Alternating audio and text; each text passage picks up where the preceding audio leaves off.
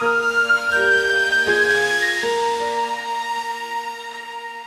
everyone and welcome back to Superboy Beyond, and we've both seen Superman 2025. We waited about a week for this to go up just purely because we wanted to wait for people to have seen it too, because right from the get-go this is going to be a total spoiler discussion. Yes. If you're trying to avoid spoilers, seriously, just click off of this video, come back when you have seen the movie maybe, or don't. It's up to you, you know. But we don't want to spoil anything for you. It's very important for that, because there were a couple of little things that were spoiled for me before seeing this movie, and I didn't appreciate it very much. So I don't want to do that to anyone else. Right. Anyway, should we just get straight into it? Absolutely. Okay. Overall, I really did enjoy this movie a great deal. I put up a Instagram message about it where I just put a very quick spoiler-free review, just a very quick, I think it was only 2 or 3 sentences. But this movie for me did feel like when you go into a comic book and you just buy a random assortment, and until you actually open them, get them out the bags and all of that, you don't necessarily always know if this is part 2 or part 3 of a story. So often when I'm buying secondhand comics and old comics, especially going back to the Bronze Age and stuff like that, this felt like jumping straight in. It felt like, you know how they say that every comic is some kid's very first comic book story? Yes. It felt like that to me. It threw me into an established universe, and I appreciated it for that. It felt like my first comic, you know? And I don't know if I've ever really had that feeling from a movie before. So yeah, what did you think? Generally at first. I think the same thing. I like the fact that the way James Gunn, established the movie right from the get-go with the little teaser messages across the front that metahumans started showing up on Earth 300 years ago. I think that's a little too long for the DCU. I mean, I don't know. I guess the only reason for that, maybe he's got a character that's from that era that he wants to use, and so he has to say that. I don't know. Maybe when was Jonah Hex? Was that around that time? Did he have powers? Was he technically a metahuman? Jonah Hex did not have any powers. Was there any metahumans in the Jonah Hex storylines? Because that's the only thing I can think as to why it might be around 300 years, just roughly Old West times. Yeah, I don't think there was any Old West stuff. Of course, that would only be less than 200 years ago. So yeah, it wouldn't quite be long enough ago. I don't know. Maybe there's some character that I'm forgetting. I don't know. Maybe they're going to say Apache Chief or something is going to be the first metahuman or something. There's a rumor. The only one that I can think of that would be Old West era would be Max Mercury from the Impulse comics. I mean, maybe they're going to use him. Because it was established that he was... Originally, it was established in the comics that he was the speedster Quicksilver, but he was in the 1940s. And then later during the Impulse run, it was established that he actually started in the Old West and then just kept time jumping. So yeah, maybe it's something to do with that. I mean, if Hawkgirl was around, and presumably the whole reincarnated form thing is part of the story, because she looks and acts relatively young in this. Yeah. I mean, maybe it's just purely because if they're going to do Hawkgirl, maybe they want to go back and say the Hawkgirl and Hawkman story started 400 years ago or something. I don't know. I'm just clutching at straws. But I don't know. Maybe there's just some character in the back of James Gunn's head where he's... I might want to use them, so I'll make sure to not discount their appearance, you know. One thing I will say is with that crawl, I noticed that each of the years that they discussed, or the time period that they discussed in that little crawl, was a multiple of 3. So first he says 300 years ago, metahumans first show up on the Earth. And then 3 years ago, Superman arrives. 30 years ago, Superman arrived on Earth as a baby. Then 3 years ago, he showed himself. 3 minutes ago, he lost his first fight. Yeah. So, yeah. Which, the whole 3 years ago thing kind of... It disappoints me because you got Krypto there that you should be establishing that he's been doing this since he was a teenager. Yeah, I mean, obviously, I was hoping Superboy would be some factor in this. Maybe they'd be, just a sign, the Smallville sign saying home of Superboy, just something like that might have been nice. But I guess just within Gunn's universe, he didn't start crime fighting, at least publicly, until later. Plus, he establishes in this, Krypto's not even his dog, it's actually Kara's, which I don't mind, because let's face it, Krypto is going to play a significant role in Supergirl Woman of Tomorrow, if it's anything like the comic, which supposedly they're adapting it pretty closely. Obviously not one-to-one. I know the bounty hunter in it has been replaced with Lobo, played by Jason Momoa, which is going to be fun, because apparently that's the role he always wanted in the DC universe in the first place. They had to convince him to take on Aquaman. He was like, no, I should be Lobo. But, so I Krypto being Supergirl's dog rather than Superman's kind of sidesteps that issue slightly. I'd always prefer Krypto to be Clark's, but within the context of this story, I thought it really worked. And it explained, I really liked Supergirl's cameo towards the end when we find out why Krypto is such a badly behaved dog. It's like, it's Kara's dog, and if Kara's acting like this, of course Krypto's got no discipline, she's struggling, clearly. I mean, they've been saying from the start, this is a Supergirl that watched Krypton get blown up. She actually has the memories of Krypton. Like, she is suffering from PTSD. She's got trauma over it. And, I'm really looking forward to Supergirl Woman of Tomorrow, because that is a really solid comic. And, I'm looking forward to that. Yep. One thing I do want to say regarding Krypto, I just loved the way they used his powers, and they didn't make him like super smart. It would be tempting with a CGI dog to give them more intelligence than a dog should have. This is just a basic dog. Yeah.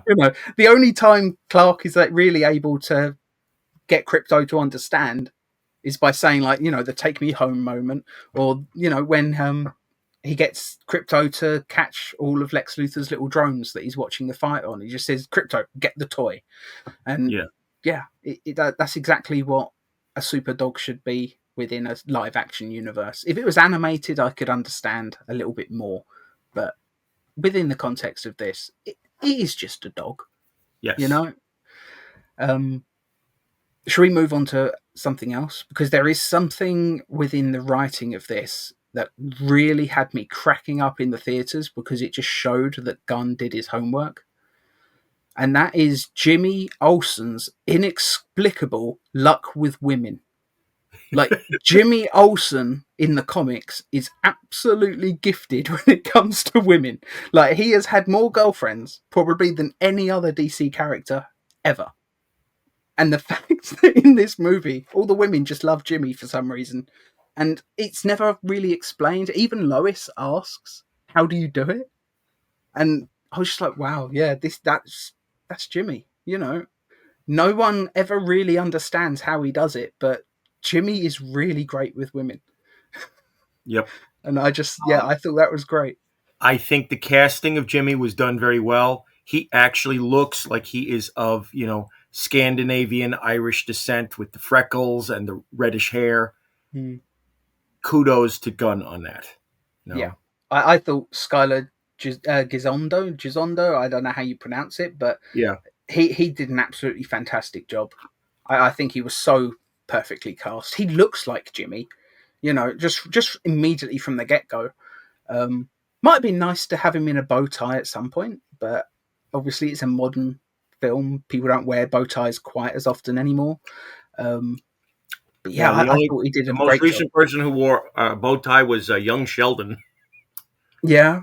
Or I guess, when the 11th Doctor in Doctor Who wore a bow tie, suddenly geeks everywhere were wearing bow ties. Like, Yeah, you couldn't walk down the street without seeing like 15 people with bow ties at one point. Like, I don't know if that was just in the UK that bow ties suddenly took off again, but yeah, for a while probably, here it was. Yeah, probably. probably. But yeah, I thought Jimmy was just spot on. He was good at his job. I thought it might have been nice to actually see him take a photo. I don't think he took a single photo in the entire film, No, which, as photographer, is a little bit odd because there's all those fight scenes going on in Metropolis. I don't know. We saw reactions from the crowd and stuff. It might have been cool just to have an extra shot or two in there, just to have Jimmy snapping a couple of photos that you could then show connected with the news articles later on. that's that's at least one thing you got to see in Superman Returns uh, with uh, with Sam Huntington playing Jimmy. He was Yeah, actually doing his job, taking photos. yeah, and Richard Donner's Superman. Jimmy almost falls off like a dam as it's like falling apart. Oh. Don't mind me, folks. I'm eating stale popcorn from last night when I saw the movie. Yeah. So Jimmy not actually taking any photos in the film is a little bit of a nitpick of mine, but it's not the end of the world because Yeah, literally everything else about that character was spot on. That was Jimmy from the comics, like in physical appearance, but just in the way that he was written, the way he was acted. Yeah, I thought Jimmy was great, and what a deep cut Easter egg as well, just to make Jimmy just inexplicably a ladies' man, because nobody ever understands how that's possible. yeah, And yet it is, it's just a fact of the comics. Um, it was also nice to see Steve Lombard acting like Steve Lombard because in the Snyderverse he was just a generic Daily Planet reporter. He didn't have Lombard's personality at all. yeah. Um, it was really fun seeing Steve Lombard acting like an absolute jackass because And that's then, exactly what he is. and then at the end, then close to the end, when Metropolis is falling apart, him acting like a complete and total coward. Yeah, crying in the back of the T Sphere, not T Sphere. The what's it called? Mr. Terrific's ship, the T something. The They T keep ship. calling it the T ship. They keep calling it a flying saucer in the film, which is basically what it is. But yeah, he's just freaking out, absolutely freaking out. Um, yeah, I thought Lombard was great. Cat Grant was in it as well, and I thought she was fine. I liked the fact that they alluded to the fact that she's got a crush on Clark Kent. Yeah. Um, that was fun, but she didn't have very much to do in the film. Same really with Perry, but at least the few moments they were in the film, I felt like their characters were pretty well defined and summed Yes, up. and Like, the fact that they put back, something that was taken away from Perry a long time ago. is that the cigar? Yes, Yeah, you Perry know, White smokes cigars. I'm sorry, he just does. Yeah, and that's the thing about Perry. Yes, he knows it's bad for his health. Yes, he knows it's illegal to do it indoors in some places. But you know what? especially probably a newspaper. It seems like there'd be a lot of flammable materials in that Daily Mm. Planet building. Not even But just the paper, but like everything, like printing presses and stuff. Surely there's chemicals and stuff that would be very flammable. yeah, I don't know. but Maybe he, that was part of the storyline with the end of Lois and Clark's first season. I don't remember. Might have to mm, rewatch that. Sorry, go on. yeah, he was very good in the few bits that we got with him. I'm sure that and this is going back to what was recently announced that they had to do some cuts recently. I'm sure that there was more with Perry I that would we, hope so. yeah, that I think we will see more of in the DVD and Blu-ray releases when they release the deleted scenes. Yeah, I know James Gunn doesn't typically do director's cuts of his movies. Usually, the theatrical cut is just what you get. But I really hope there's an extended edition of this film because it feels like with a few more scenes just to slow the pace a little bit, I think this film would be a little bit better. You know, Yeah, I thought it was a great film. Like, just coming as a diehard Superman fan, it felt like reading my favorite eras of the comics. You know, it had Silver Age, it had Bronze, it had some of the Triangle era. It had some of the New 52 in it. I mean, yeah, it definitely had some of the New 52 in it as well. Thankfully, not as much. I'm not a big fan of the New 52, but there are a few things it did do right, and I Yeah. felt like they carried those over pretty well in this. What did you think of the suit in the final film? Because I honestly thought that the wrinkles were going to bother me after a while, but it really didn't. I thought the suit was great. There were certain moments where it did bother me, like, during the final fight with, we'll just say it, Ultraman for now. I don't want to spoil it just yet. Yeah. Well, Um, this whole thing is spoilers, so you can say what you like, really. well, we'll get into it. We'll get in. Okay, yeah, we'll get into that in depth in a moment then. Yeah, but that when it's kind of wrinkling up around his neck, and then the one scene when he's laying there after that fight, and you kind of see almost looks like he's wearing gauntlets over the sleeves. Yeah, yeah. It bothered me a little bit, but not so much. No, I'll be honest. It didn't bother me at all by that point in the film. I think the main thing that I just appreciated about that suit is that for years we've been getting complaints like, all the Spider-Man films for the MCU, they have a suit on set and then they completely replaced it with a digital double in those films. And you can tell that basically every moment that Spider-Man's on screen in those films, it's a CGI character. Yeah, And it doesn't work. It looks cartoony. And people have been complaining about it and complaining about it for so long that to see a suit that was very clearly a physical suit that he was actually wearing on the set and they didn't bother with those touch ups, I actually found kind of refreshing. It felt like an actual suit that he was wearing. It wasn't just a CGI thing, you know. yes.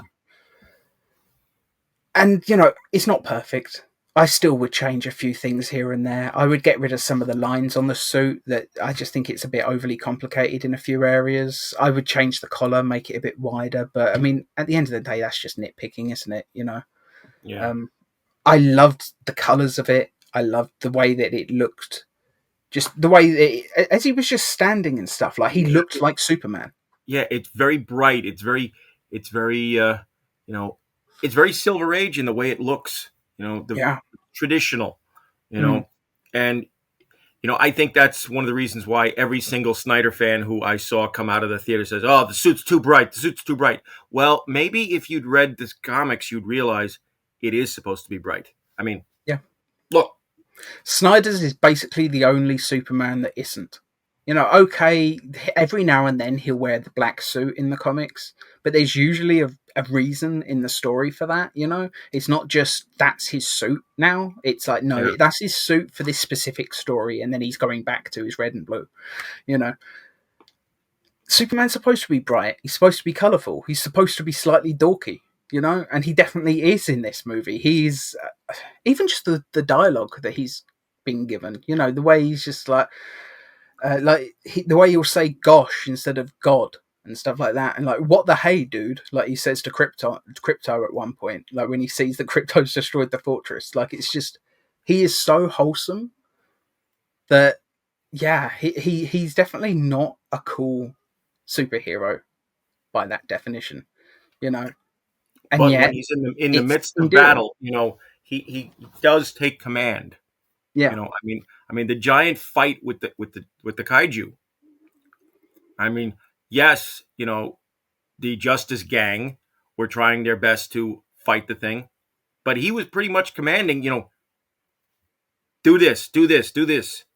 He was pretty much in yeah. control, I and I mean, mean, they I weren't. love. He was trying to be. They didn't listen to him at all, though. In fact, like Mr. Terrific, like rolls his eyes at one point when Clark suggests trying to get the creature out of there alive, and yeah, it was a really great demonstration of how Clark's values as a hero are completely different to the other heroes working around him. Yeah, There's a great moment later in the film when Hawk Girl is carrying the president of what's the name of the fictional country in this? uh, that's Boravia. Baravia, yeah, like she's carrying the president of Baravia, and he's basically taunting her, just like, I know you won't kill me, you're too much like Superman. And she just looks at him and says, I'm not like Superman, and just throws him to his death. And I Yeah. just thought, yeah, it's a pretty good demonstration. Like, she's clearly one of the good guys, but yeah, she's not Superman, because basically no one is except to him. He's the Yeah. only one that good. Yeah. And, When it comes down to the way Superman is portrayed, and I know he's kind of been blacklisted in the field for this certain allegations against him, and I'm not going to go into them. But Neil Gaiman, the writer, had something very profound to say about Superman. Superman is not supposed to be someone that you relate to. He's supposed to be someone you aspire to. And this is perfect, this is perfect adaptation of that. yeah, Yes, there's some relatable things about him. Yeah, he as you said, he says "gosh" instead of "God." He's the Jiminy Jiminy Jillikers, the way he acts. He's yeah, very he's very oh shucks. yeah. Yeah, But I mean, when he's in the midst of fighting, he is very much in control. I mean that scene with the kaiju. His suit's burned, and he just looks at the thing and says, "Hey, buddy, up here." yeah, yeah. He's trying. He's not just trying to like solve the situation, but he is also trying to protect as many people as possible. And like, he even saves a squirrel in the film. Like, there's that moment when he saves the squirrel from getting like crushed by I can't remember if it was falling debris or like the foot of the monster. I think it was the But foot of the monster. yeah, I just thought that was great. He didn't save any cats in trees or anything, but a squirrel is close enough. you Yeah. know. Um, should we talk a little bit about the Justice Gang? Yes. What did you think of Guy Gardner? Um, I have to say that normally Nathan Fillion plays some really likable but dorky guys. Here he is playing an absolute jackass, and that is Guy Gardner. Yeah. That is the Guy Gardner from the comics. I there's only one thing that I really wish we could have seen is the Immortal Punch, where Batman laid him out. I mean, we may still get that. Yeah. Give it time. I mean, if Batman ever meets Guy Gardner, he's probably going to punch him. So, well, he deserves it. yeah, it's just one of those funny things. I thought he was really funny. I didn't think the wig looked particularly good, I'll be honest. But I mean, I guess it's not supposed to look like a good haircut. It's supposed to look terrible. And yeah, I thought that was funny. Yeah, that hair style that he's had has always been the Mo Howard. He looks like Mo Howard from the Three Stooges, and I think the wig that they chose made it look as close to Mo as possible. Yeah, I did see some people online saying, like, couldn't they have given him the New 52 haircut? And I just felt like that missed the point completely if they'd done that, because New 52, like, they changed the haircut. He actually looked relatively cool. Like, he didn't have the bowl cut anymore. I don't know. Gardner's I feel not like supposed to look cool. No, he's supposed to look like basically a brute. He's like a brutish jackass. And that's exactly what he looks like in this film. I wonder if Nathan Fillion, if they were to do a movie where he had a slightly larger role, would have actually packed on a bit more muscle, because I think the suit did a lot of the work for him. Yeah. But either way, I thought that was a great portrayal. Hawk Girl, I thought, was a lot of fun. She didn't have as much to do. She was a little bit of a smaller role than Guy Gardner, but I still thought she was good. I've seen people online complaining about the screech she was doing during the fight scenes and stuff, but I actually thought that was a really fun idea. She's slightly eccentric. It just shows, like, she's Hawk Girl, so she screeches like a hawk. The only problem that I had with Hawk Girl, and it's just kind of a nitpick towards the costume itself, is this whole thing that they've been doing with the Hawks, whenever they've been putting them in live action since the Arrowverse, is when they stop flying, the wings fold up into into them. Yeah, I'd That's prefer if not she the would Hawks keep to me. Yeah, I would prefer if she always had the wings out, just purely because one, it looks cooler, but two, it shows that. I mean, I don't know.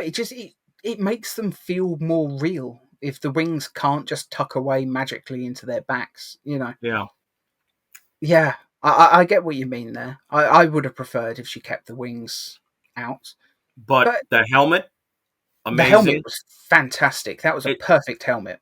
that Yeah, looked like it just came right out of the comics, because that definitely, looked like classic, Shayera Hall.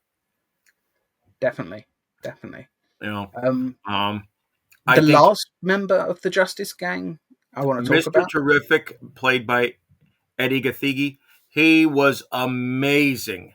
He comes across as, he is the smartest man on the face of the earth, Mm, but he's not coming across as arrogant. yeah, I We mean, have a he rolls his juxtaposition. eyes a couple of times, but it seems more that he's almost just seems like he's got a little bit of an attitude in just the sense that, my God, these people around me are so dumb in a way, but not ever quite leaning over into Lex Luthor territory, if that makes Yes, sense. He almost seems like he's just a little bit tired at having to slow things down to explain to everyone around him. And he just seems like he's a little bit irritated, but he never goes full into arsehole territory. And you can tell that even when he's like making these comments and stuff, he still often likes the people that he's talking to. Like, except for Green Lantern. except for Green Lantern. And let's face it, when he goes with Lois to like the camp on the beach to go into the pocket dimension, like, yeah, he seems like he's got a bit of an attitude at first, but before they go into the pocket dimension, he does turn to Lois and make a joke. I don't remember specifically what the joke was. Maybe it just was. Maybe it literally just was that the only reason he was there was to piss off Green Lantern. Yeah, That might have been it. That might have yeah. been the joke. And but then he smiles, and it's just like I don't know. I found him very endearing. I thought he was a And lot of fun. then the interaction with him and Lois at that moment is so great, because when he opens up the garage door, and Oh, and it goes up so slowly. Yeah, and she says, "Wait a minute, you have a flying saucer and the slowest garage door opener ever." yeah. He's just like, well, I haven't worked on that yet. I guess he's just got so many projects on the go that the garage door just fell by the wayside or whatever. Yep. Is that the phrase? Fell by the wayside? Yes. Yeah. I thought I I got it will wrong for a say second. this about his costume: James Gunn's people got it right. It's spot on. Like Yeah. he's probably the only member of the Justice Gang where the costume is 100% accurate. You know, Yeah. Guy Gardner, I like his jacket. It's definitely a Green Lantern jacket, but I don't know. There's just not enough green in it for me. That's There's just not me. enough. There's not enough green and not enough black for Guy Gardner. Yeah, there's too much white. Yeah. But I guess I get that's the Lord Tech sort of brand, and they're all wearing Lord Tech stuff, really. Yeah. But at least Mister Terrific's costume was like 99.9% the comic. Um, Hawk Girl's costume didn't look terrible. I didn't think like the helmet is, as you said, is basically spot on. It was perfect. When the wings Um, are out, they look great. yeah, I don't know. I just think maybe a little bit more of the color scheme from the comics in just her outfit might have been Yeah. welcome. But yeah, it's not the end of the world. It's just a nitpick. I guess technically there is actually one more Justice Gang member to talk about, although he doesn't Metamorpho. join until the end. Yeah, Yeah. Metamorpho, or the Element Man, as Lex Luthor refers to him as. Um, I thought while his character was only in a few scenes, I thought he was great. When Lex shoots that guy in the head and Metamorpho's like breaking down crying because he didn't do anything to stop him, I felt for him. And when he gets his son, and Yeah, at the end of the film, even when he's there with Hulk Girl and Green Lantern, and he literally like he's the only like yeah. They say like you really want like Guy Gardner says you really want him as the face of the Justice Gang, and he's like Justice Gang. That's a cool name, All and right, like you're in.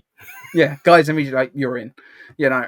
And the thing I liked about that scene wasn't even the dialogue; it was the performance from Metamorpho. Just because he played that line so earnestly, he's like Metamorpho's kind of a dork in a way. Like he's very sort of happy, dorky, like Clark Kentish in a way. Like you can see why he would connect with Superman because they do The seem to only have a lot in common personality wise. Yeah, the only issue that I really have with the way they portrayed Metamorpho here, and this is going back to my being a DC aficionado. I know the history of Metamorpho. Rex Mason himself was an adventurer. And the voice that Anthony Carrigan puts out, while it's good for the character that he's doing, it doesn't really match somebody who was an adventurer, somebody who would go across the world and do I don't stuff. know. I don't know. Maybe not, but at the same time, I feel like having a voice like that endears you to the character because he looks like a monster. But then he Yeah. opens his mouth and he's a very soft spoken. Like almost just in that voice alone, you can almost hear kindness. And I don't know. I appreciated that about it. I don't think the voice is a problem for me. Hmm. Granted, I don't really know anything about Metamorpho beyond like a couple of cartoon appearances here and there, probably when I was a kid. But you know, I think those giant boxer shorts that he's wearing are really ridiculous looking. I mean, in a movie where a guy wears red underwear on the outside of his costume, Well, I'm never going to moan about that I think personally. the boxer shorts that he's wearing are just a little too big. And I know that they probably did that to kind of hide, the makeup and Yeah, such. yeah. But The longer the shorts, the slightly less makeup they have to do, I guess. You know. yeah, but for what he was used for, and seeing him as a concerned father, yeah, Yeah, I thought he was a really nice character. Um, Also, talking of Metamorpho, the whole Kryptonite scene. What did you think of the way Clark sort of changed in his face when he was exposed to kryptonite? Because that, to me, just it felt like a modernization of just the skin turning green. It felt like they'd taken that and they'd taken like the veiny green effect from Smallville and they just sort of merged them together. And like the more exposed he was to kryptonite, like it was almost like it looked like he had almost tumors starting to grow on his face. Like it was really like really grotesque looking. And yeah, I loved that personally. What did you think? I liked it. I just wish we could have seen a little bit more of the green tinge to his skin. Yeah, yeah, he turned very white, which was strange. Like there was a couple of shots there where he actually looked like Bizarro, Yeah, and part of me was wondering if that was what was going to happen with Ultraman towards the end of the film. Like maybe Metamorpho was going to expose him to kryptonite and turn him into Bizarro or something. But mm. obviously that didn't happen. But let's just get on to Ultraman because we keep dancing around it. Yeah, Ultraman being a clone of Superman. yes, I and don't love that idea, but I thought it was done well. I really didn't think I was going to like that because that was one of the things that was spoiled for me before seeing the film, unfortunately. But well, I kind of figured that he was going to be something like that. It as wasn't soon as going to he got be. into the fortress and Clark, Superman said, like, it's keyed to my DNA. Like, how did he get in? Like, as soon as they said that, I was like, oh, that's basically just confirmed what was spoiled for me.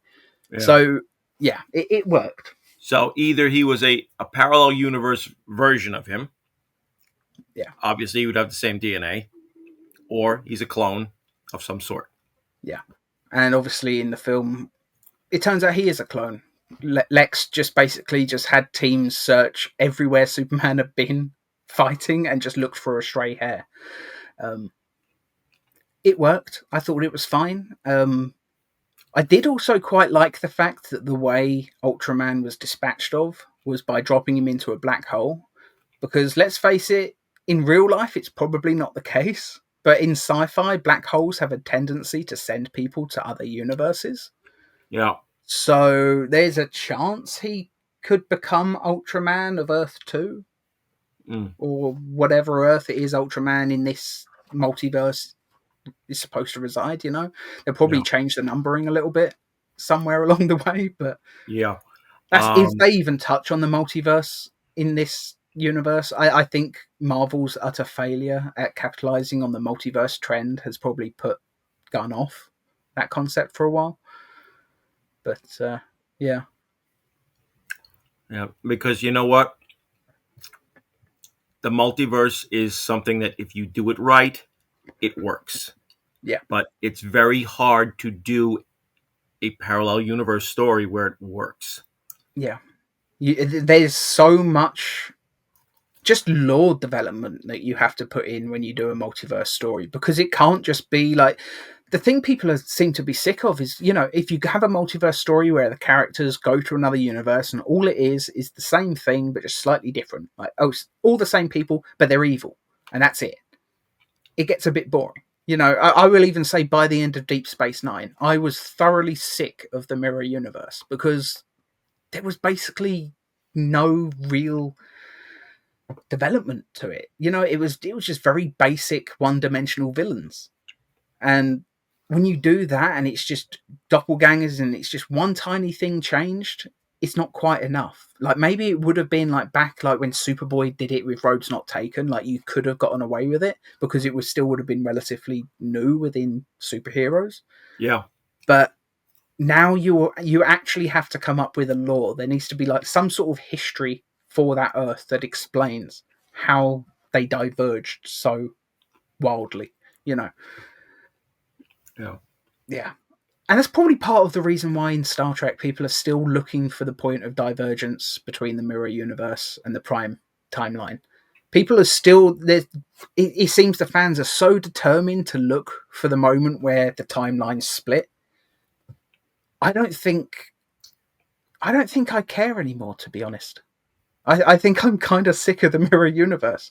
I thought Discovery's mirror universe stuff at least tried to put an original spin on a few things, but yeah. Except the problem with Discovery's version is adding in that whole thing that they're all, you know, they've all got a problem with bright light. Yeah, that was dumb. That was really dumb. When they established the mirror universe in Mirror Mirror, that was not a thing. No. Yeah. It wasn't a thing in Deep Space Nine. Yeah, it's not been a thing ever until then. It was just kind of a pointless thing to. It was just setting up the whole Lorca thing. But let's go back to Superman anyway. Yeah. All I'm really saying is I'm just a little bit sick of the multiverse now, and I'm mostly just sick of it being done poorly. And I'm actually really appreciative that Ultraman in this story isn't just a mirror universe Superman. You know, they put an original spin on it, and yet dropping him into a black hole, as I say, you know, the door is open. If they wanted to bring that character back and say like he spent the past however many years it is between now and then just ruling another Earth, basically, maybe he's even started that secret harem that Lex Luthor's going on about, you know, that could be fun. Maybe that's the origin for that this multiverse's version of Ultraman. That could be interesting. You know, when we were talking about who Ultraman was, you and I, you know, in our after shows, I said it. He's probably Bizarro or a clone, and yeah, I was right. Yeah, and I've got to say I did quite like that the clone has long hair, just purely because he's got long hair. He's dressed in black. It reminded me of Death and Return with Lex's attempts to clone Superman. Yeah, you know. It might have been fun if he turned out to be Superboy by the end. We have Connor Kent as Ultraman. That could have been fun. But that would have had you would have had to have added like an extra hour to the story to do that right. So I'm actually really glad they didn't go in that direction. Um, But who knows? With all the attempts that Lex did to make a clone, there were there's probably probably other a clones. Connor Yeah, sitting somewhere. yeah. What did you think of? I think his name was Mister Handsome, which is basically the white Martian looking thing that drives Lex's transport thing in the Pocket Universe. It Apparently, looked like, interesting, but unless we find more out about the character, I can't really say much. yeah, I mean, he did like supposedly that is one of Lex's failed Superman clones, Mm, supposedly, which is really odd because he looks nothing like Superman and he just looks like a white Martian. But I don't know. It could be fun, if that's the design they go with when white Martians are introduced into this universe. I'll be happy because that's basically what they should look like. yeah. Horrific, scary, totally alien looking. Yeah, I thought it was fun. Mm. Um, Trying to think what else is in them. Oh, Ma and Pa Kent. What did you think of them? Um, I think they over accentuated the Midwest Southern drawl in Ma's voice, I didn't mind that at all. I but think it's I about still time liked we it. had a Ma and yeah, they're very likable. But I honestly I just think it's about time we had a Ma and Pa Kent that actually sound like they're from Kansas. Mm, Like what? What? Why were they so allergic to having them sound Southern in the previous entries? That's mm, they're Kansas farmers. They should sound like Kansas farmers. yeah. You know. Um, I get also why the Kent farm was such a small building because you really didn't need the giant barn and all of that for this story because you wouldn't have seen it on screen anyway. I thought the farm looked like it should really for this universe. They clearly don't have very much money. It's a very small farm. Clearly, they just have a few cattle. You know, yeah, I which leads thought it was me fine. into the one of the best scenes with Mister Terrific Oh, he said when you brought your dog, man, and, well, I had to keep him from eating my parents' cows. and he just rolls his eyes and flies off. Yeah, just great. Yeah, I thought that was a lot of fun. Mm, Um, Going back to Pa Kent, just very briefly, I really liked how out of him and Ma, he's the big softy. That was such a refreshing take on that. Like you would expect Ma, because typical storytelling, usually it'll be the mother that'll be the soppy mush, yeah, as she keeps calling him. The fact that it's Pa in this universe, and she says, "Oh, Jonathan's just a big old mush," especially where Clark is concerned. I just thought that's lovely. You know, Pa just seems like a really sweet man, and you can totally see why Clark grew up with the values that he does, being raised by someone like that. I just thought that was perfect. You know, yeah, and just that one sequence when he's talking about the message from his real parents, which we'll get into in a moment. yeah, You know, Jonathan says is parents aren't there to tell you how to live your lives. They're supposed to put you on a straight and narrow course and then let you make your own mistakes. yeah, just give you the tools, basically, not actually tell you what to do. Just give you the tools to figure it out for yourself. Yep. And Which yeah, is, I think, in many ways, I think that was basically, James Gunn as the Superman fan putting his little, you know, tweak against what Snyder did with Jonathan Kent. yeah, yeah. I mean, let's face it, the two versions of Jonathan couldn't be more different, One is endlessly proud that their son is going out there doing what they feel is right, being a hero. The other one just really wanted him just to stay secret, really, which Yeah. yeah, it's not Jonathan Kent to me. I feel like most of Clark's values in the comics come from Jonathan and Martha, and you don't see much of those values in the film. Like even Martha in Batman versus Superman just like tells Clark just straight up, you don't owe these people a thing. And it's the world still that took him in as a baby, and it's his home. We owe we owe each other a lot more than that film lets on. I Yeah. feel. It And just proves that the writers of that film did not understand the character or the universe that they're putting him in. yeah. You know? Now, shall we talk about Jor-El and Lara? Because that's kind of a big deal. Yes. It felt very John Byrne-esque to me, with the very cold Krypton. You think at first they're the sort of the usual interpretation where they really do just love their son and they're just trying to keep them safe. In this film, no, he's basically been sent to rule, which is, I don't know if I love that, to be honest, but I don't I hate don't it either. I don't like that myself, but I think part of the problem with that is that you have the engineer translating the the message, and I'm sure that she's translating it badly. Well, maybe. I don't know if she necessarily would have had any different a translation as the Fortress robots. I feel like that is just what the message says, to be Mm. honest. And that's okay, They're both dead anyway, so what they wanted for baby Kal-El doesn't really matter. But yeah, I don't know. It's the one element I wasn't wildly in love with. I don't hate it, but I don't know. I could have done without it, to be honest. Yeah. I think Jor-El and Lara should be, even if like Kryptonian society is very much that.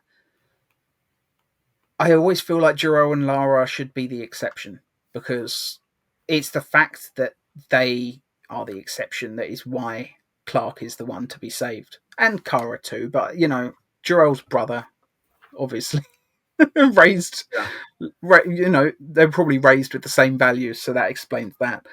But yeah, I thought it was fine. Mm. It's very similar, really, to what they're doing on My Adventures with Superman, the animated show. Like Krypton in that is basically a similar sort of thing. Although Jor-El's not evil in that, he is the exception in that show. Mm. So yeah, I can see why some people don't like it, why some people do. I could just take it or leave it. It didn't spoil the movie for me. It doesn't really change all that much, and it also did lead to that ending where he's healing in the fortress, and they ask if he wants to see the video of his parents again, And saying he it's finds it Montauk. comforting. It's Ma Yeah. and Pa, and I thought that was just beautiful. As the camera just kept circling him, and you see on the screens and stuff. Pa's wig looked a little bit dodgy, but it's not the end of the world. Yeah. I probably had the same wig maker as Guy Gardner, to be fair, so that's probably why it's not a particularly Yeah. good wig. I do Um, feel bad, like, shitting on their profession. Like, presumably they're professional wig makers, so a little bit odd that it doesn't look any better, but there you go. It's not any worse than Michael C. Hall's wig in season 5 of Dexter, but yeah. they had a very Um, good reason for that one, at least. so since we're already on the topic of the fortress and the Jor-El message, I think the robots are amazing. I really liked the robots. I didn't find the one with the woman's voice particularly funny. How, we just get told that the robots don't have any personalities or anything, and then immediately she giggles and says, "He looked at me." I didn't feel like those two lines quite meshed, if that makes sense. Unless it's just that, number 4 or whatever robot it was, maybe he's just, because he's one of the early ones, maybe he doesn't have a personality, but they've been improving over time or something. I don't know. Just clutching at straws there. But that's the one little joke with those Fortress robots that didn't quite land for me. And the female robot is voiced by Pom Klementieff. I didn't know that. Yeah, Mantis came two members, well, technically 3 cast members from Guardians of the Galaxy came aboard. Yeah, Michael Rooker is one of them, but I couldn't tell you where his voice actually is. Yeah. I couldn't tell you that. But Alan Tudyk is the other one, obviously. And, he kind of steals the show. Yeah, I mean, he's the best voice. That scene at the end when he's got the the piece of metal that's kind of now Yeah, he's got like a big scratch across his face. Yeah. and the bolted piece in his head, and Superman says, "It gives you character." Yeah. I wonder if the Superman robots will actually get names in the next one, because Thor seemed very set on calling himself Gary, which I don't know. There's something that tickles me about that idea. Just a fortress robot named Gary. I just think that's a fun idea. Yeah, Yeah, I thought it was great seeing the Superman robots. It and could be fun in a future installment if they actually do make the robots look slightly more human. So if they ever do need to do a story where Superman and Clark have to be seen together, he can have a robot sub in for him, like the comics. yeah, That the could be the fun. one best thing about the robots though is they are 99% practically done. Yeah, you can see in the behind the scenes footage, like those are some pretty damn cool costumes, I've got to say. And I love how Silver Age the design looks. It's very sort of retro futuristic. Yes. Really, really cool. Like the whole, just the visual style of the film, it felt very Silver Age to me, in like a really good way. Like it's like a sort of space age Superman film, Mm. and yeah, I just thought it was wonderful. The only thing that I wish about the fortress though is that we'd seen some trophies. That could have been fun. Yeah, just a little bit more of the fortress could have been cool. Yeah, I get what you mean. Mm. Maybe they're saving that sort of thing for Batman. Like maybe we'll finally get a Batman who's actually got the giant T-Rex robot in the Batcave and the giant penny and the giant Yeah. playing card and all of that. Like maybe they're saving that for Batman, because that's something we've not seen in the films ever, I don't think. Like maybe the animated, like Mask of the Phantasm, you could say, includes some of that stuff, but I don't even remember if Mask of the Phantasm really focuses on any of that. Mm. It might have just been the animated series that I'm thinking of, thinking about it. But yeah, maybe that's what they're doing. I don't know. It's an interesting point though. It's the exact same comment that I've said online a bunch of times about the latest TARDIS interior from Doctor Who. Like it's this beautiful, great big like white set, and it's just when they have the lights going, it does look fantastic, but it just feels empty. Like it would be really cool if the Doctor started like picking up souvenirs from his adventures. Maybe he defeats a giant Cyberman at one point, and he takes the head into the TARDIS, and he's just got that displayed in the console room. It could Yep. be fun to accumulate stuff as the series goes on. Yeah, maybe in future films they'll do that. Maybe that'll be how they establish what's happened between films when it comes up next. Maybe it will just be like, yeah, we'll see inside the fortress, and there'll be like, yeah, souvenirs and trophies basically from various supervillains that happen between movies. Mm. I think that's a pretty interesting way of doing it, personally, if they go in that direction. Yeah, If we do eventually get Brainiac in live action, which I hope we do, I really hope so as well. Yeah, and I hope that we get Kandor. I hope that everybody's complaint about the Kryptonian message is fixed, where the Kryptonians, there's translation programs and they can communicate with them, and they say no, that's not what the message says. yeah. Maybe it's just it's up for interpretation, and Lex had it translated with a bias to it. Yeah. Yeah, maybe it's one of those type things. Plus, I can see that. it's like that scene in Smallville when they're translating the message, and Dr. Swan helps him translate it and says it to rule. Yeah. Well, there are words in every language that could mean like 50 different things. Yeah. Let's face it, English is notorious for that. The same word can mean 50 different things 100 different times, Yeah. So that's what I'm hoping for. Yeah. I'll be honest, if they don't ever address it, if they just establish that no, Kryptonians are just, they weren't as nice as people think, I'll be fine with that. There's been so many different interpretations of Krypton. And as I said when we first started talking about Jor-El and Lara, it did feel very sort of John Byrne, cold, clinical, scientific Krypton to me. Yeah. And yet, it had a tiny bit of the sort of warmongering Krypton that you occasionally get in other material. I will say this: if they ever decide to adapt Superman Reborn, the comic arc with Mixus Pitlick, Bradley Cooper, getting him in as Mr. Oz, aka Evil Jor-El, I can see that working in this universe really, really well. That could be fun, actually. I would actually be up for that, seeing Jor-El be the villain in a future installment. Give him that giant staff thing that he's got, and it's an underrated story. I wouldn't mind seeing adapted one day. I doubt we ever will, but I can see the possibility of it being open just a little bit more, just purely because of how Jor-El was interpreted in this film. But I can't think of anything else I really wanted to say on this film. Is there anything else you wanted to say? We haven't talked about the elephant in the room, Nicholas Hoult. Of course, how have we not talked about Lex Luthor yet? Jesus. Fantastic. He was comic book Lex through and through.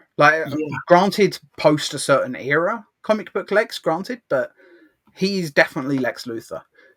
He feels like Michael Rosenbaum's Lex given an extra 15 years to turn fully evil. Because I still maintain, although by the end of Smallville, Lex was definitely an evil piece of shit. Yes. He wasn't all the way, in my opinion. Granted, the fact that he died for a while and then had to come back as a clone and all of that probably helped. It slowed down his descent. But yeah, this felt like Lex Luthor to me. Yes, I mean, he was very charismatic as Lex, in the media, and he's Twisted.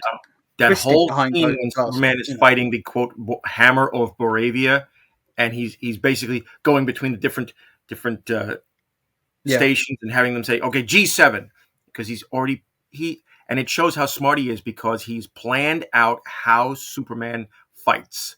He knows how he's going to fight so he can counter it. That is comic Lex. Whether it be Silver Age comic Lex or, post-crisis comic Lex, it's Lex. Yeah. I think there was even a line saying that he's literally come up with over 10,000 moves for every eventuality in the fight. So he's literally, that's Lex Luthor. He plans ahead. He is absurdly intelligent and he uses it for all the wrong reasons. And I thought that was magnificent. And I did see somebody point out online regarding the numbered code and all of that when he's shouting that. And there's that bit where Superman's basically getting pummeled into the ground. He just keeps shouting over and over, 1A, 1A, 1A, or A1. I don't remember which order it was. Somebody pointed out online that the suggestion from that is that the very, very first move that Lex had programmed into Ultraman was just beating the shit out of Superman over and over. That was the very first thing he wanted trained into him. That is the first move. That is the most important move for Lex Luthor. He wants to make Superman, he's immediately going into it. I know I'm going to get into this position and then I'm going to beat the absolute snot out of him. Yeah. And I thought that was just great. And just that one scene when Superman comes into Lex's office and Lex is just taunting him while he's drinking his coffee. Dog in a cape. What did you say? Oh, I didn't say anything. And it's funny, people, when that clip was released online, were really moaning about it, saying, what is this? This is so stupid. If you don't get what Lex Luthor is doing in that scene, I don't know what to tell you, because it is so obvious that he's basically just trying to provoke him into looking crazy. Yeah. And it works. And it worked, yeah. It definitely worked, especially the fact that you got Eve recording the whole thing. Yeah. Talking of Eve as well, I love the fact that all throughout the film, we're seeing her taking all of these selfies constantly. And it seems like they're throwaway jokes that you don't expect to come back. But it turns out it's actually, it's integral to the plot. those selfies, those selfies are what gets Lex Luthor thrown in prison. Yeah. That's the proof they needed, and I love that. And I also really love that it's a perfect reflection on Miss Teschmacher's role in the original Superman movie. You know, she is the one that eventually turns against Lex and helps them take him down. At least until Superman 2, when she helps him get out of prison. Yeah, but I that never made sense to me. I guess that's just. Although at the same time, you know, let's face it, it's an unfortunate fact that a lot of victims of domestic violence do go back to their abusers. It happens over and over and over again. So I guess it makes sense realistically, you know, the verisimilitude of that makes sense. I don't know, it still annoys me. It annoys me even now. She's not in Superman 2 as much, but yeah. Yeah. I love the scene when they're throwing Lex in the truck at the end as they're arresting him, saying, "Send his bald ass to Belle Reeve." Mm. And even though it's spelt differently, you did just say the word Reeve. So Christopher Reeve's son, he had a pretty good cameo, I thought. You know, granted, it's just basically there to deliver a little bit of exposition telling us about the Justice Gang. You know, that's literally the only reason that moment is in the film. It's just to give us a little bit of backstory as to what they're all about. But honestly, it was just great seeing him because he looks so much like his father. And after watching the Christopher Reeve documentary earlier this year, yeah, I don't think there's a Superman fan out there that's not endeared to his family at this point. You know, it's a brilliant idea. You know, I think having Christopher Reeve's son, who happens to look so much like him in the film, is just a really fun idea. I did see some people online theorizing that he was going to be Jor-El in the movie, which, I mean, it would have been fine. Yeah, but I don't know. I think the thing is, he's not an actor. He's not an yeah, he's not an actor. So performance-wise, I don't think it would have made sense. Casting him as a news anchor makes total sense because that's literally what he does for a job. Like that's his career. So yeah, I thought that was great. I was surprised Mark McClure didn't show up in this one because he turned up in Justice League. Like it might have been nice to have Mark McClure show up as, like, I don't know, James Olsen Sr. or something. Yeah, Jimmy's dad is Mark McClure. Because they do look vaguely similar as well. They've got some, they've got some similarities visually. Well, I don't think that James Gunn wanted to bring too many cameos from people into the movie, unless it was necessary. I mean, he's already pretty. If you look at the plot of the story, it's pretty overstuffed. But he's also borrowing a lot from 78 Superman. Yeah, I mean, Otis is in there. He didn't really get much to do. I did like, though, that Otis in this was shown to be competent. You know, he wasn't just Lex's dumb lackey. You know, he was in charge of that room. It seemed a lot of the time. He seemed to be like the head of security. Which was great. He was also in charge of, like, you know, making it so that the room they're in turns into the ship, so they can escape. Like they're coming, like, what would you call it? I don't know. Like the crack into the pocket dimension, I guess. It's just splitting Metropolis in half. Yeah. The fact that Lex gave him that responsibility is something that would not have happened in 78, because there's no way in hell Lex Luthor would put something so important in the hands of Otis. Yes. Like, no fucking way. Yeah. I thought that was great. I loved all the Lex Luthor stuff. I thought Rick Flag was decent in it. Granted, I was already endeared to him just purely from having watched Creature Commandos earlier this year, but yeah, it was fun. Which leads me to believe that the fact that they're sending Lex to Belle Reeve, we might have a cameo by Nicholas Hoult in the next season of Creature Commandos. It's possible, you know. Part of me thinks it would be fun to have another Suicide Squad movie and actually put Lex on that team, because you know he would find a way to deactivate that chip. Like, halfway through the film, it would just like Lex would turn into the villain of the story. Like Lex would just take down the villain, and then the rest of the film would be the rest of the team just having to stop Luthor or something because he's just that smart. Yeah. I don't know. I think that could be a fun idea. I'm just spitballing, obviously, but yeah. And honestly, I think James Gunn's The Suicide Squad, it does tie more in with this universe than it does the Snyderverse. Oh, definitely. You know, this movie and the Suicide Squad are just two comic book films that you can tell watching them. They are the furthest thing from ashamed to be making a superhero movie as it's possible to get. Yeah. Whereas I feel like the previous universe, they absolutely were ashamed to be making comic book movies.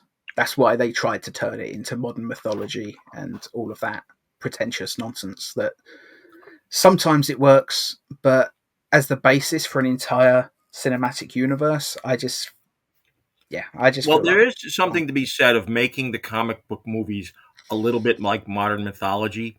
I But mean, you can, but I mean, if it's if that's the basis for your entire universe, like Man of Steel had the Jesus allegory stuff, you've got Batman versus Superman, you've got a whole bunch of like allegory and imagery and stuff going on in that film, and then you go into Justice League and it's more again, and it's just like, if this is going to be every single film, including Wonder Woman and probably Aquaman has stuff probably in it that's you can tie in some way. yeah, It just gets really boring, you know? If you're going to do that, like make it the focus of one film and do it well. You know, if you're I don't know, it just doesn't work for me as a sprinkling throughout an entire universe. yeah. We'll see with Gunn's upcoming stories whether that happens with this, because titling chapter 1 Gods and Monsters suggests that there's a possibility that it's going to go into that territory, but I don't know. I hope that they just don't forget that they're making a comic book movie at the end of the day. You know, And it's fine to try and elevate the material, but you should never forget, you should never lose sight of what it is you're actually making, because that's when you end up making yeah, just an and you should absolute never dump of you fire. should never lose sight of the characters themselves. Oh, totally. Yeah. And If you James make a Gunn, if you make a good movie, like I will say, Man of Steel, until maybe like the last quarter of the film when it's just like 30 minutes of destruction porn, like the majority of that film is actually a pretty good movie. It's just it's not a good Superman movie because it completely mishandles the character. And no, that's the problem. You need to find a way to strike the balance. And I don't know if Gunn necessarily 100% got it right with this film. I would say this for me is maybe a 9 out of 10. It's not perfect. There are things, as we've discussed, that I wasn't wildly keen on. But I do feel like, as the start of a new universe, the fact that this felt to me like my very first comic, getting thrown in at the deep end with characters and settings and props and stuff that the first time reader has no familiarity with any of this stuff. This movie felt like that to me, and yeah. that was kind of a magical thing. If this was any other director, let's say this was a Zack Snyder directing, okay, and let's put aside the darkness. Mm. We wouldn't have been thrown in the middle of the fight with him and the Hammer of Baravia. That probably would have been the last and like the main part of the film. Well, no. You know? What we would have seen the beginning of that fight. We're thrown in right in the middle. So this is almost like this is the next part of the story in a comic. It's issue 2 of an Yeah, ongoing storyline. yeah, Yeah. and I like that. You know, it establishes that there is a universe that's been going on for ages.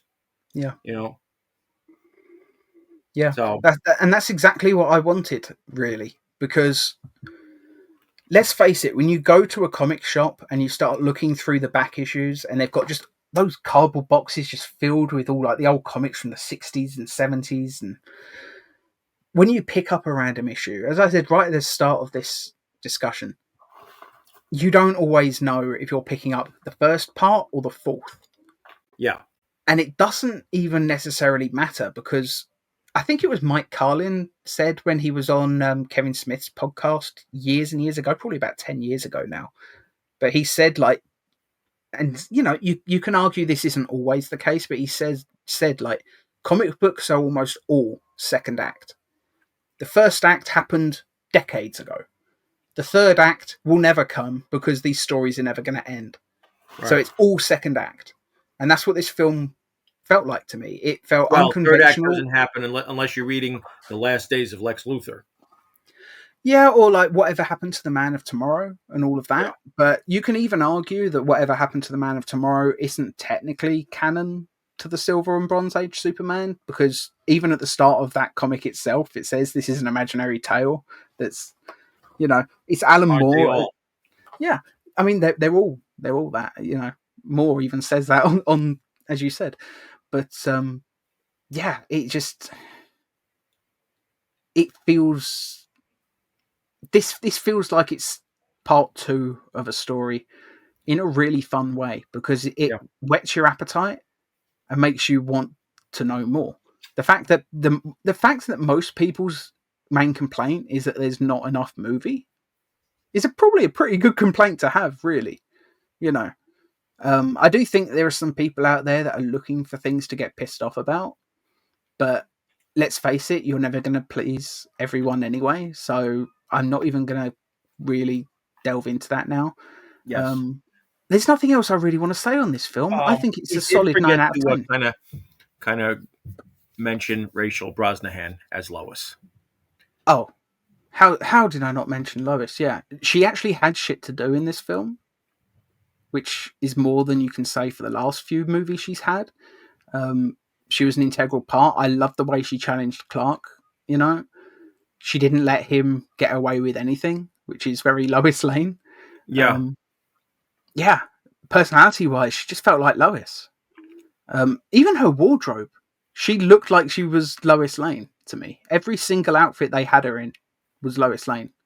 Even the flared trousers, like it felt like a real throwback to like 70s era Lois Lane fashion. And I really quite loved that. You don't really see anyone wearing flared trousers anymore. So the fact that Lois Lane really felt classic to me. This is actually my first introduction to Rachel Brosnahan as an actress. So I've never seen The Marvelous Mrs. Maisel. So It's a great show. At least it started well. It got slightly worse as it went on, but she's magnificent in it. Every single scene, every single episode, she's just brilliant. Yeah. Yeah. So I absolutely love her as Lois. I mean, there are elements of every single previous Lois in her portrayal. You've got the no nonsenseness of Phyllis Coates. You've got the vulnerability of Noelle Neal and Margot Kidder to a certain extent. She had the tenacity that Margot Kidder had as well, getting herself into dangerous situations. Like, it's funny, she sort of criticizes Clark throughout the film for getting in over his head and doing things without thinking, but when he's in danger, she doesn't hesitate to go help. So they're like, they're a lot more alike than she even lets on in the film. I just thought she was magnificent as Lois Lane. I thought she was exactly what the character in the comics always felt like to me. She's a perfect combination of all the previous ones, even a little bit of Terry Hatcher, the passion that she and Clark share. Like, there's several make-out scenes in this film, one of them's even in the trailer, but it felt like that level of passion where she couldn't keep her hands off him, it seemed, really reminded me of like Erica Durance's Lois Lane in Smallville as well. The way her and Clark in the last couple seasons are just all over each other, like they are so in love. It felt like that to me. Like they had the passion behind that relationship. And just that final scene at the end when Lois and Superman walk off, and Perry just looks at Jimmy and says, "So how long have those two been hooking up?" Jimmy says it about 3 months, I think. Nobody was fooled. I guess that's why she's not let on at the Daily Planet that Clark is who she's dating, because the moment they find out she's dating Clark, any of them that have already worked out, she's also seeing Superman, would probably put it together. Yeah. What did you think? Before you give it your score, I've already given mine 9 out of 10, but before you give yours, there's one last thing I forgot to touch on. And it's an element that I like, but I've seen some people getting really pissy about it. And that's the hypno glasses. I like it. Given that I am a Silver Age fan, that was Silver and Bronze mostly. Yeah. That was established in the Bronze Age that the way the glasses work, it's hypnotizing people into thinking that he looks different. Mm. Even I'm in okay with that. Birthright, yeah, but even in Superman Birthright, which, let's face it, is neither of our favourite origin for Superman, but just the fact that they changed the colour of his eyes was such a small little detail that I thought was a really nice modernisation. But the fact that Gunn has just said, like, no, they're straight up hypno glasses. Like, they change his face to people that are looking at him so they don't know. Yeah. Spot on. Perfect. It sidesteps the entire issue of how don't people recognise him so well that, yeah, I honestly, it retroactively makes other Superman stories slightly stronger. People laughed multiple times in Superman and Lois when Clark would take off his glasses and suddenly they'd be like, oh my God, you're Superman. Yeah. It makes a lot more sense if they're hypno glasses. So it's amazing that this film has retroactively actually made Superman and Lois slightly better. And I already love that show. It's probably, I would say that might even be the best Superman TV show maybe ever, in terms of like characterization and drama and just the way it's shot and just the production value of it, purely because we haven't had any other shows that quite go to that extent. But yeah, the fact that this movie made Superman and Lois slightly better is kind of an accomplishment in itself, because it was already a show that people loved. So yeah. What do you want to give this out of 10? I'm going to go with a 9 out of 10. Okay, so there's no splitting the difference this week. We're both in agreement. 9 out of 10. Granted, if you've sat through this hour and 15-minute long discussion on this movie, which is half the length of the film itself, I'm guessing that you're pretty big Superman fans too. So we would love to hear what you thought of the movie. If you want to put it in the comments section, like, what did you like? What did you dislike? Like, what are your little nitpicks? Like, you've heard ours. I'm sure there are others that, as I watch the film again and again and again, which I'm going to do, I think we both will. But yeah, it's just, I just thought. The one last thing, the post-credit scene with Mr. Terrific. Yeah. That was absolutely hilarious when he's just pointing out the building's off. Mm. Oh, what do you want me to do? You want to pull it apart so we can put it back together again? Yeah. And I've got to say as well, I like that the post-credits scene isn't setting up the next movie. We already had that technically with Supergirl in the Fortress. Yeah. That is the setup for Woman of Tomorrow when it comes out. Like, I think it's even been actually shot they've dropped the Woman of Tomorrow from the title. Oh, have they? It's just Supergirl now, is it? Yeah. I'm okay with that. I always feel like whenever it's like Superman, Man of Tomorrow, Superman, whatever, Supergirl, Woman, it always feels like a sequel title. Yeah. So if it's the first film in the franchise, it makes sense. People said that when the title of this film was announced as Superman Legacy. They were like, Superman Legacy sounds like the 8th installment in a cinematic universe. Like that doesn't sound like the beginning, which is why I'm actually kind of glad they changed it in the end. I think that's why James Gunn changed it too. So Legacy still worked because the idea of like what is Superman's legacy is a major theme in the movie, but it wasn't needed. Legacy I think is a title that should be saved for if they ever do a movie where Superboy gets introduced, like Lois and Clark have a kid, they bring in Jonathan. That's when Legacy I think should come into the title. It was just a bit too early for that. Anyway, 1 hour 20 minutes. So yeah, about half the length of the movie. I really hope you've enjoyed our discussion. How many times did you see it at theatres? Just the once, or did you go multiple times? Basically, we just want to hear your comments about the movie. We just want to get a bit of a discussion going. So let us know in the comments below, and we will see you next week. Goodbye.